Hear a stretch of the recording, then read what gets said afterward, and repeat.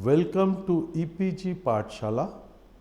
As part of the paper on city and metropolitan planning, in this module, we'll discuss financing of urban infrastructure.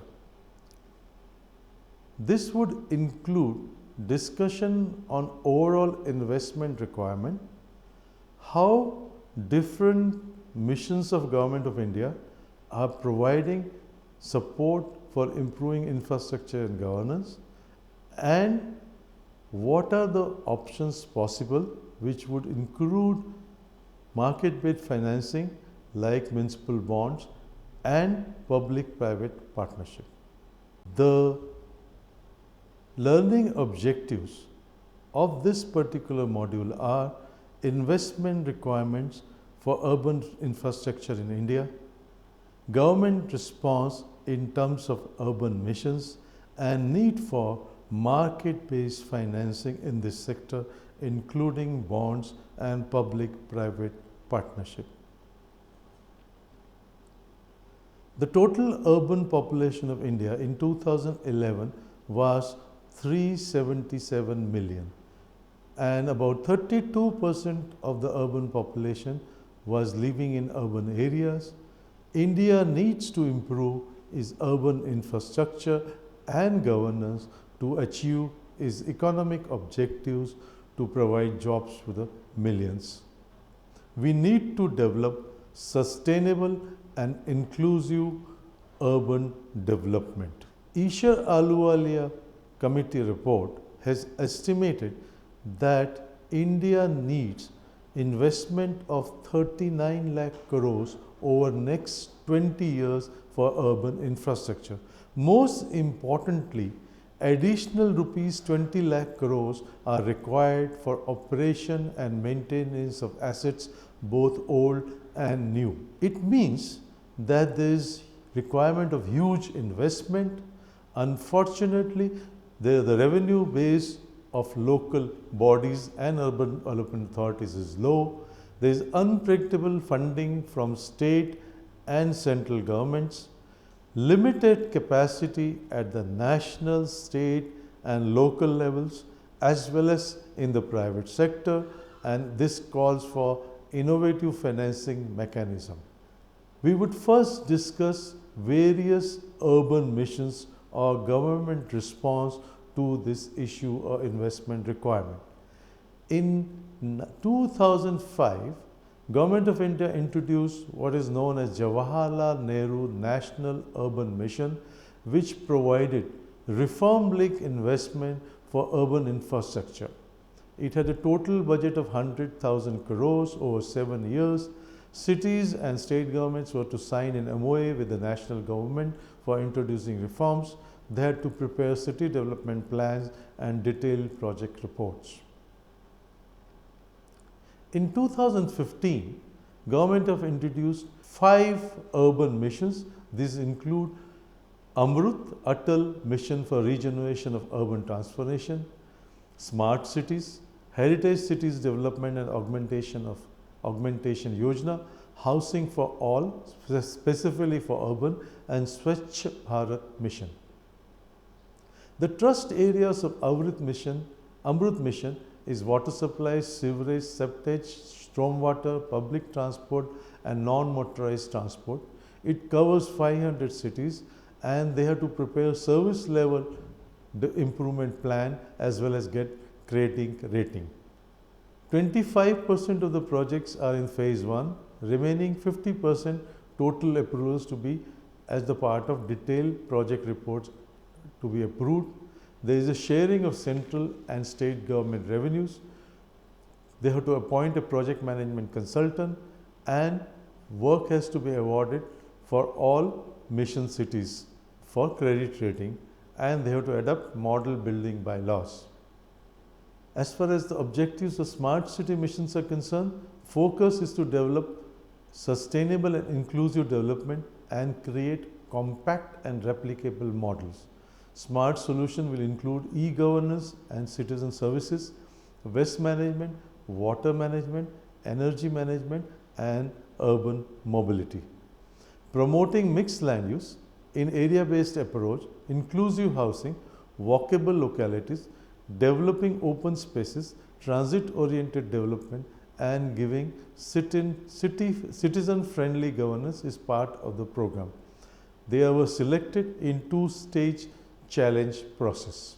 They have to prepare a smart city proposal through citizens consultations, which will include retrofitting, redevelopment, greenfield area proposals, and a pan-city proposal.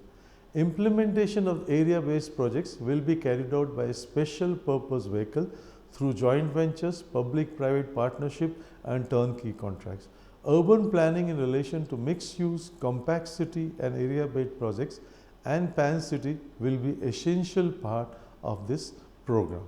We are comparing 3 cities investment plan. These cities are Bhubaneswar, Pune and New Delhi Municipal Corporation. The Bhubaneswar, out of the total investment requirement, 10% is the pan city and 90% is for the area based scheme. Whereas in case of Pune, 22% is pan city and remaining 78% is for area based development. And in the case of New Delhi, 65% investment is for pan city and only 35% is for the area development programs.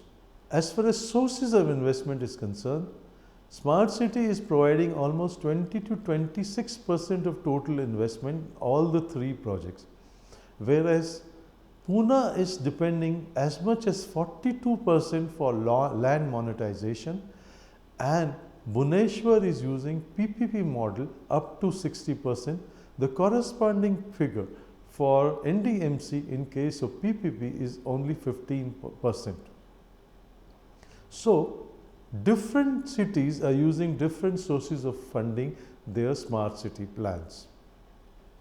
As far as Heritage Cities Mission is concerned, it covers 12 heritage cities. It is not limited to only heritage, but also includes development of entire city, supports infrastructure projects, link heritage facilities with infrastructure. It prepares a heritage management plan, develops DPRs for identified projects for availing assistance under the scheme, support for city management units, consultancy and capacity building, information communication is available as part of the mission guidelines. Housing for All Urban is another major mission of the Government of India. It covers housing requirements of urban poor in 500 class 1 cities. Programs include in situ slum redevelopment, promotion of affordable housing for weaker section with credit linked subsidy, which has now been extended to middle class people. Also, affordable housing in partnership with public and private sector, subsidy for beneficiary housing construction, which also is linked to middle class. Now, in situ redevelopment will be through private participation using land as a resource and provision of higher floor space index and transferable development rights to make it financially viable. Promotion of affordable housing through credit linked interest subsidy is for housing loan up to 6 lakhs rupees. Affordable housing in partnership will provide central assistance of rupees 1.5 lakhs per economically sectioned house. Beneficiary-led individual house construction or improvement of central assistance for EWS housing would be also 1.5 lakh per house. Also, there is interest subsidy for middle income groups. The cities have to prepare housing for all action plan. There is a technology submission to help introduction of innovative construction materials and techniques. Given that investment requirements are very high, and though there are 4 urban missions promoted by Government of India, still additional funds are required through innovative financing mechanism, where the Government of India's money could be leveraged to link it up with private sector financing. There could be 2 types of funding from the market based financing. One could be municipal bond and other could be public private partnership. As far as municipal bonds are concerned, in India totally 1,424 crore rupees of bonds have been issued by different urban local bodies. The latest bond was issued by Pune Municipal Corporation in July 2017 for 200 crores issue. Very important part of any accessing capital market or issue of bond would be credit rating of the local body. It provides investors in independent evaluation of a bond issue.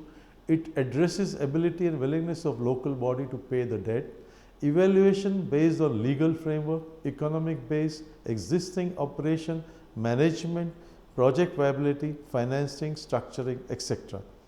The trust of improving the credit worthiness of local body and development of capital market. Ahmedabad Municipal Corporation was the first local body to issue a taxable bond. It carried out a credit rating in 1996 and it issued a municipal bond of 100 crores in 1998.